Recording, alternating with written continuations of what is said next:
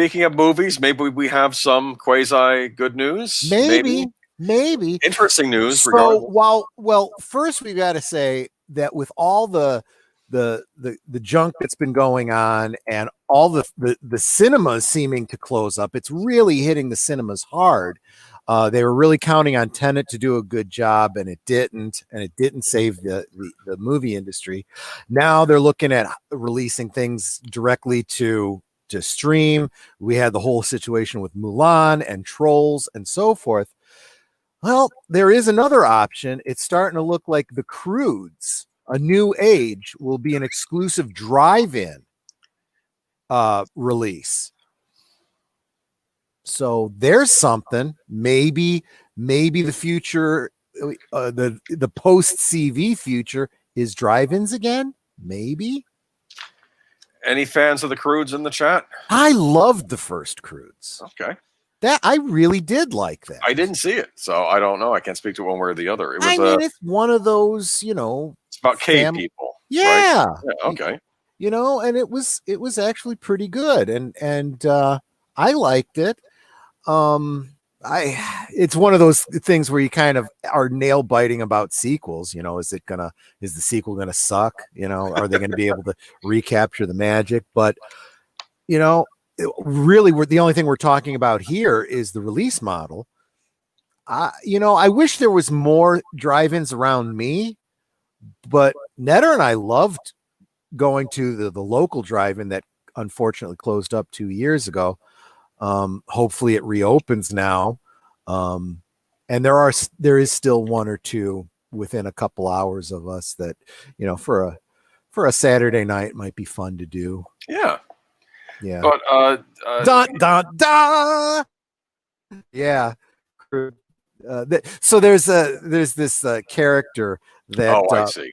One of the cavemen has a sidekick or whatever he calls Belt, because he's like this little monkey type character that holds him around the waist to hold his pants up, and he calls him Belt.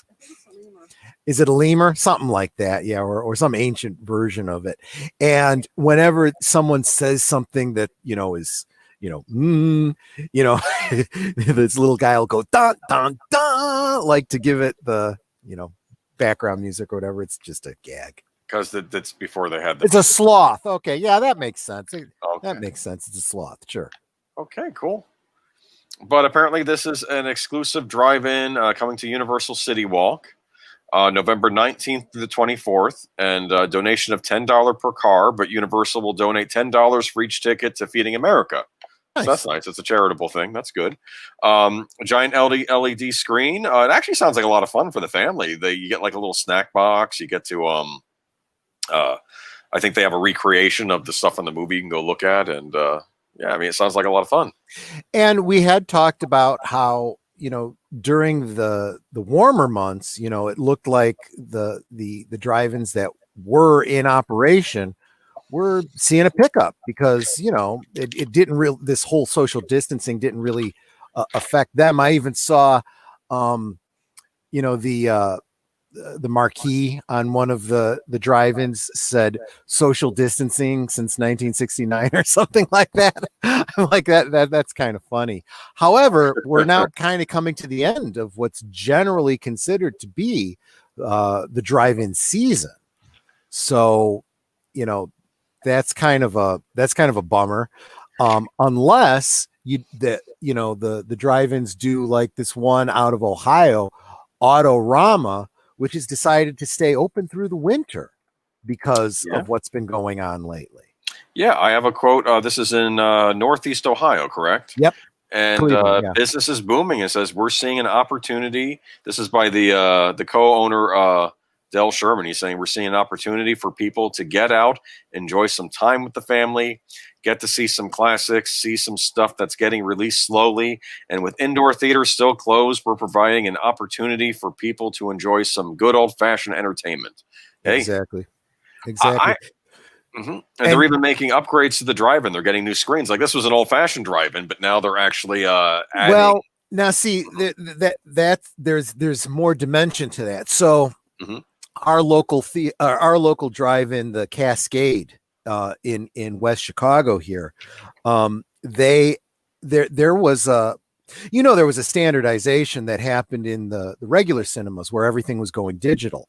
Mhm. Well, the drive-ins by mandate had to, do the same thing. So they spent the money to get all digital recording or digital projectors and stuff, and it's a shame because just a year after doing that, that's when they closed up. But so digital projectors and the upgrades were mandatory and standard. But this idea of staying open through the winter months, as I was sharing with you before the show, it's not new either. I mean, a lot of drive-ins haven't been doing it, but I remember back in the 70s going to drive-ins, into the winter months, and you could go to the concession stand and you could get your popcorn, your candy, and you could rent a heater that you'd plug in to heat up the inside of your car, so you didn't have to have your car running. And so apparently that's what these drive-ins that are currently staying open through the winter months are doing. So this isn't new. It's an option. Yeah, I mean, I have to admit, I am not familiar with drive-ins at all. Is it equivalent to going to see something in a theater? Have you liked doing it? I mean, do you like it better? I'm curious. Going to a drive-in? Sure. Usually it's a double feature. Usually, and but actually, I think, to be honest with you, in some ways, I'd say it's better than going to a cinema because there is that built-in social distancing. Right? I could be on my phone and I'm not bothering anyone else. The guy in the next car could be on his phone and it's not bothering me at all. The kids could be making all kinds of noise. That doesn't matter. It's in their car. It's not bothering me any. I can put up my windows. You get a nice evening breeze, or in the wintertime, you just close up and snuggle up in a blanket, kick off your shoes, whatever. Yeah. Perfectly fine. And nowadays with the stereo sound and it comes over the radio, you don't have to use that little squawk. You can use the squawk box for nostalgia purposes, but you can also get it over your FM radio, so you still get it in stereo. Cool. So, And there's a use for your car radio then. Exactly. Exactly.